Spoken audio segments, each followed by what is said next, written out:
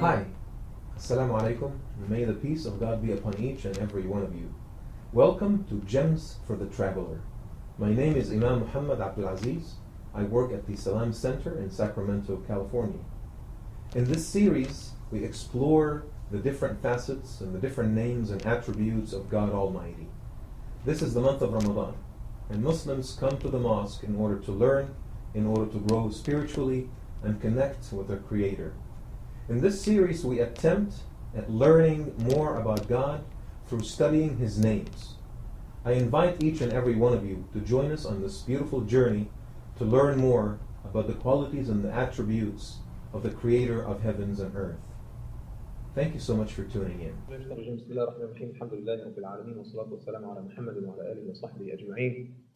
Inshallah, we have 2 more days, 1 night, 2 nights, including tonight, before Ramadan is over.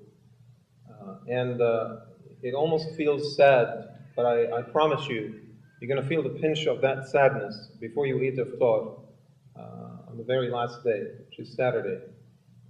5 or 10 minutes before sunset, you're going to feel that pinch, that this is the last dua you're going to make before Ramadan is over. And I know many brothers and sisters at that moment, they really break down in tears, knowing that Ramadan is over.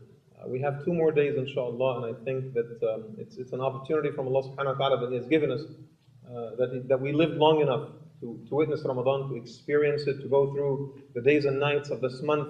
And inshallah, I have a pretty good feeling that many, if not most of us, have been cleansed and forgiven in this month of Ramadan. And we have an opportunity to start a new life, a new chapter with Allah subhanahu wa ta'ala, not having to worry about things that we have done in the past. This year we covered the beautiful names of Allah, and I was hoping that as far as myself, my family, and everyone is concerned, I was hoping that inshallah what we will be able to achieve is to develop that very personal connection with Allah subhanahu wa ta'ala, to try to understand something about Him, about His qualities, about His attributes, through studying His names. And inshallah tonight, I have one more name of Allah that I would like to talk to you about. Tomorrow I haven't decided yet. I will either talk about sort of a concluding khatira for Ramadan, just wrap things up, or I might address one of Allah's names. I have not decided yet. I'm still trying to think about that and see what would be more suitable. But tonight, inshallah, at least I know that we will talk about one of Allah's names. It is one that describes a particular aspect of Allah subhanahu wa ta'ala, which is His aspect as a creator, as the most brilliant in His craft, as one who brings things to existence in the most beautiful and the most perfect and the most unprecedented of ways. And I'm going to save you the trouble of trying to predict what that name is or guess what that name is. Tonight's name is Allah's name Al Badee. Allah's name Al Badee, subhanahu wa ta'ala. And this is one of the most incredible and profound names in its meaning. And Al Badee linguistically means, as the scholars, the philologists of Arabic, the linguists of the science of grammar, they say أن تصنع الشيء على غير مثال سابق. To manufacture something that is not based off of a previous model, that is not based off of a certain precedent, right? In fact, in Islamic theology, the concept of bid'ah, which comes from the same root word, bid'ah means to innovate, right? To come up with something as far as the practices and the rituals of Islam are concerned, right? And bid'ah is such a complex notion, or I should say, we have made it into a very complex thing. Bid'ah only covers the rituals of Islam, the daily prayers, the fasting. So if you add an extra sajda in your salah, that is bid'ah. If you say every night at 6:30, I will say this dua however many times, that is bid'ah, right? But bid'ah does not apply to everything as we have expanded it into this monstrous beast that is just restricting people from approaching Allah subhanahu wa ta'ala in any perceivable manner, right? You are free to make dua anytime you want. You are free to talk to Allah subhanahu wa ta'ala anytime you want. Bid'ah does not cover our social practices unless there is a clear nas, there is a clear statement in the Quran or the Sunnah that governs that. It doesn't cover marriage and divorce. We can't say, oh, we can't wear a ring because that's bid'ah. You can't wear a tie because that's bid'ah. You can't say this because that's bid'ah. You can't learn that because it's bid'ah. We can't do that. Bid'ah only applies to the ritual practices of Islam, right? And anyone else who says otherwise needs to produce an undisputed evidence to support something like that. So when we say bid'ah, it's an innovation in matters of the deen, in the strict fundamental matters of Islam. That is bid'ah. Because we come up with something that has no precedence, not in the Quran, not in the Sunnah. Now how can we call Allah subhanahu wa ta'ala Al Badee? Because He does bid'ah? Yes. Bid'ah is an innovation linguistically, right? It has a negative connotation when we use it in a certain context. But Allah subhanahu wa ta'ala Al Badee, because He is the innovator. He is the one that creates things without any precedent, without any model to base things off of, subhanahu wa ta'ala. He says about Himself in the Quran, بَدِيعُ السَّمَوَاتِ وَالْأَرْضِ وَإِذَا قَضَى شَيْئًا إِنَّمَا يَقُولُ لَهُ كُنْ فَيَكُونُ. He is the most brilliant manufacturer of things in this universe. Allah subhanahu wa ta'ala is the craftiest maker in this universe. And when He wills for something to exist, He just says be, and it is. Kun fayakun. Al-Badee' subhanahu wa ta'ala. If I ask you, can any of us be Badee'? Can you be Badee'? I mean, human beings, after all, invent things. We come up with really original concepts, right? Does that qualify any of us as Badee'? Mubtadi' maybe, but not Badee'. I'll tell you why. Badee' by definition means you have invented something that has no precedence. It is not based on any previous thought process whatsoever. Any human invention, one way or another, no matter how creative or innovative it is, one way or another, it is based on existing human experiences, right? It is based on articles that were published before. It is based on prior needs that existed in society, and I'm responding to those needs. It existed based on other inventions that were not as good, so we had to modify them and come up with better ideas, right? Let me give you examples. A submarine, for instance, which is an incredible innovation, is modeled off of a fish. That's all. A fish. An aeroplane is modeled after a bird. A car is modeled after a horse. It's just faster, right? It is responding to a need that the horse was not able to respond to. The camera is modeled after the human eye, right? What about a cell phone?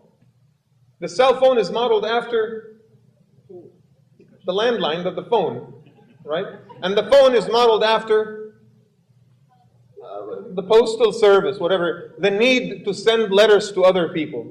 And the need to send letters to other people evolved from a more primitive human desire, and that is communication, right? Communication. None of that is our invention. We're just coming up with a new concept based on previous concepts. Now, when something originates in your mind in absolute disconnect with reality, with any objective reality whatsoever, what is that called? Well, imagination? Is it imagination? No, imagination is still based on tales and stories and a narrative that already exists. So you imagine solutions to things. Not insanity, no. No. When an idea originates in your head with absolute disconnect with reality, they call it inception, right? Inception. Is inception possible in the real world? Absolutely not, unless DiCaprio will help you with that. It is not possible. Because any idea that your mind produces is one way or another connected with some form of objective reality. The only inceptor in this universe is Allah subhanahu wa ta'ala. And I'm not talking about cars and cell phones. I'm talking about innovative things such as, I don't know, air. Air. Who invented air? Two atoms of hydrogen, or whatever, hydrogen, oxygen, and nitrogen, and other smaller gases. Put them together, you have this unseen medium in which all of us live. That's called air. I mean, you can't make this stuff up. Water. Who invented water? Was there any precedence before water off of which Allah based His calculations? Two atoms of hydrogen and one atom of oxygen, H2O. What about fire? Fire, that thing that burns things. We don't even know what it is. We can't even describe it. It's just this really strange form of energy that we call fire. That's what I mean by innovative. Innovative, something that is coming totally original, 100%, is not based on any prior experience whatsoever. Are you able to understand it now? Al Badee, subhanahu wa ta'ala, that's what Allah does. And let me demonstrate to you, inshallah, some examples just to deepen that idea in our heads a little bit further. How many of you are familiar with the periodic table? How many of you love chemistry? I asked you that question before. It was a pretty bad response. 3 people, mashallah. Jazakallah khairan. If you love chemistry, you understand the periodic table. Periodic table, that is the table that basically has all the elements.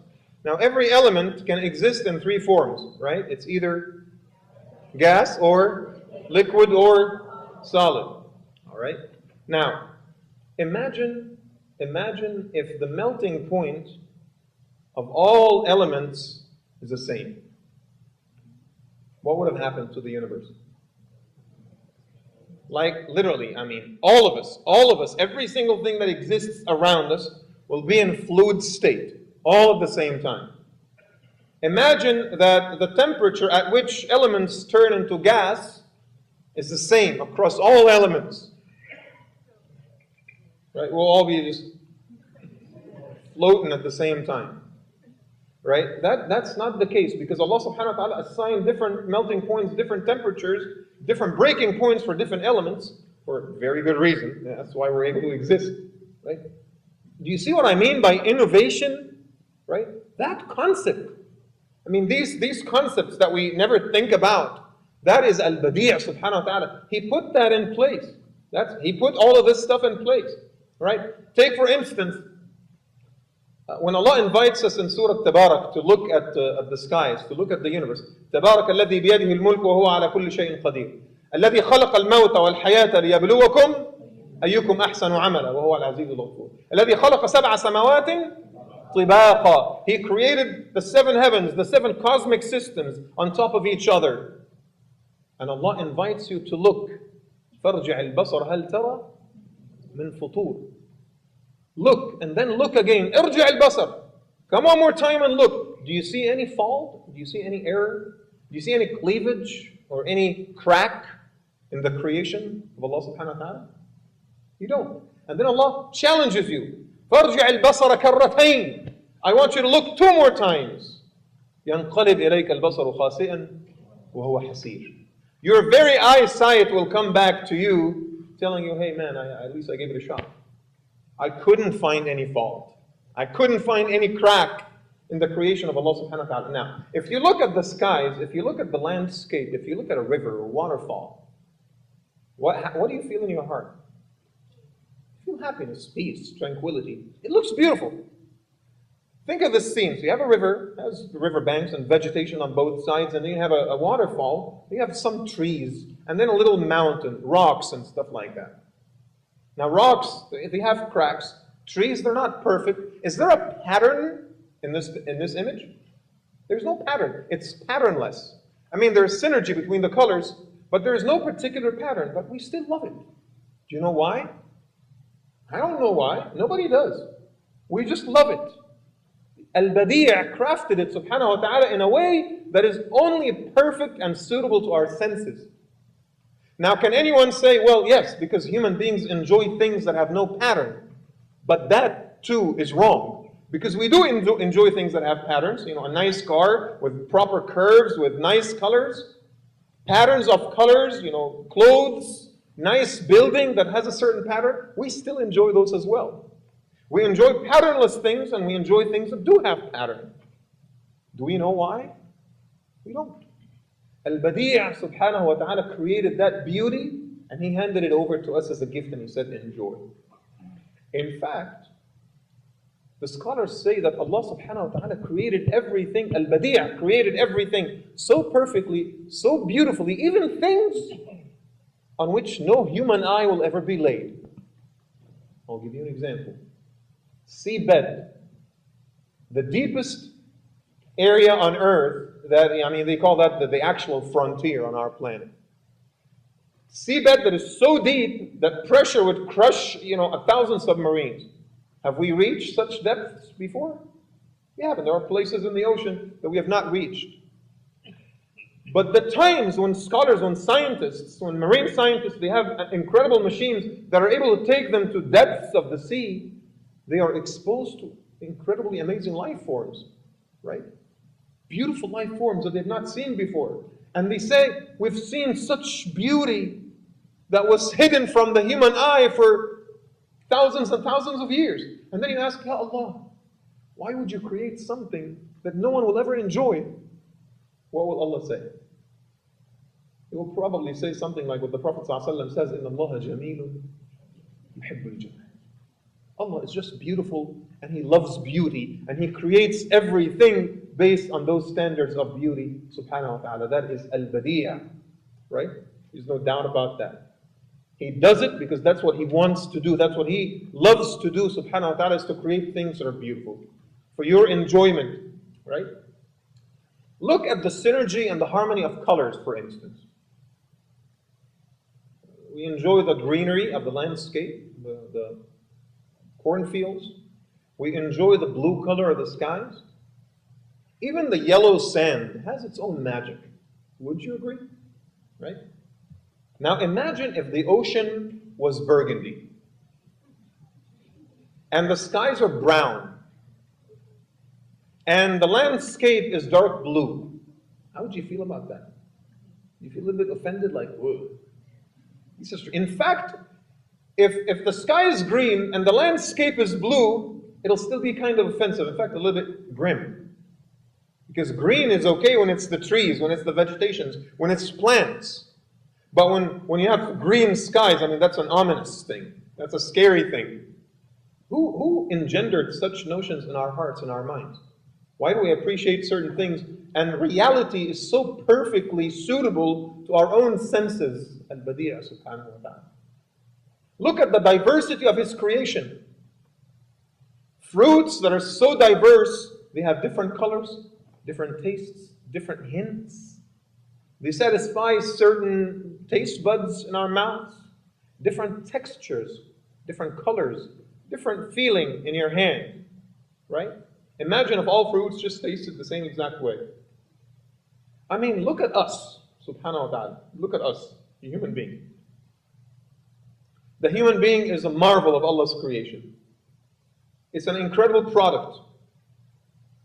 When a company is able to come up with a product that sells, what does that company do?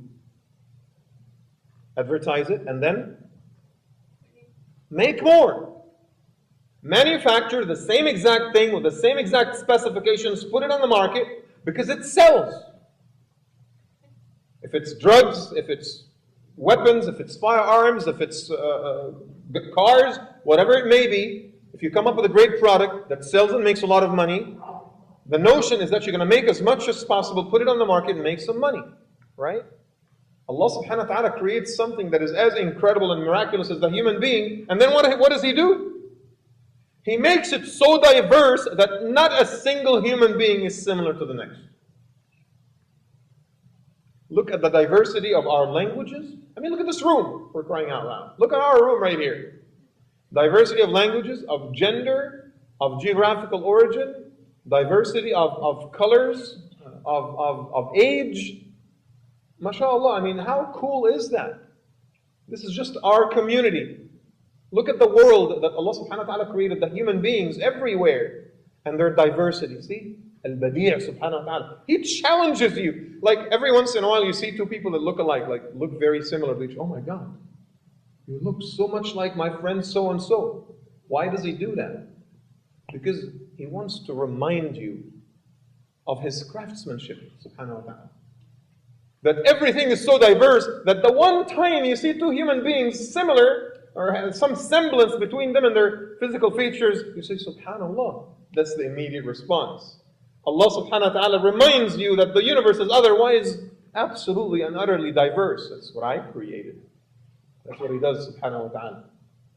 Now, if I want you to ask you to put all of those ideas together, put all of them together, the diversity, the craftsmanship, the perfection of anything that Allah subhanahu wa ta'ala created, and I want you to imagine His best invention, His greatest marvel, subhanahu wa ta'ala, al-Jannah.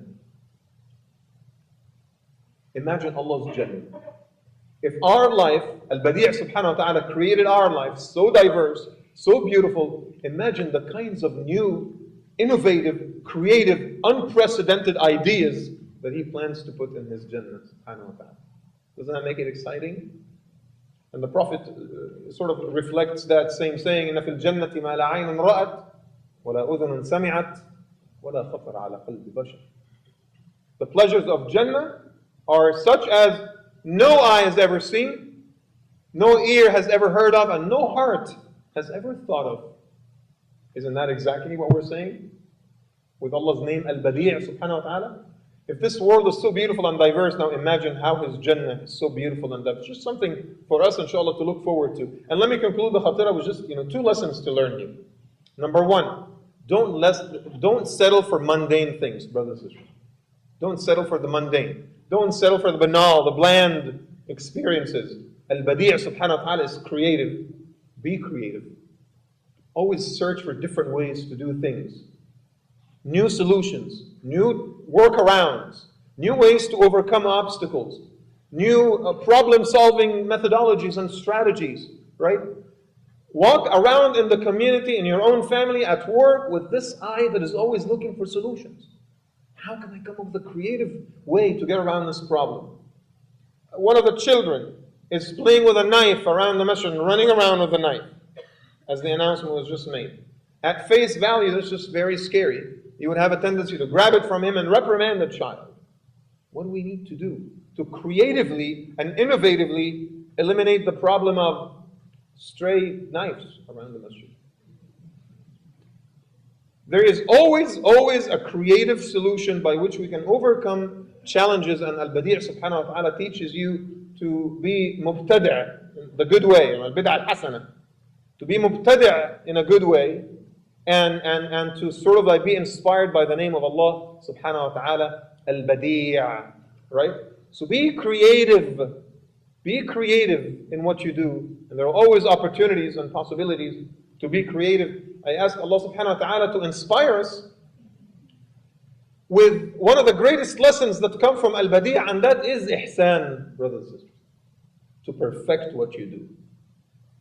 So be creative in what you do, and then do it with perfection. Find ways to really do it with perfection. I ask Allah subhanahu wa ta'ala to inspire us with His ihsan.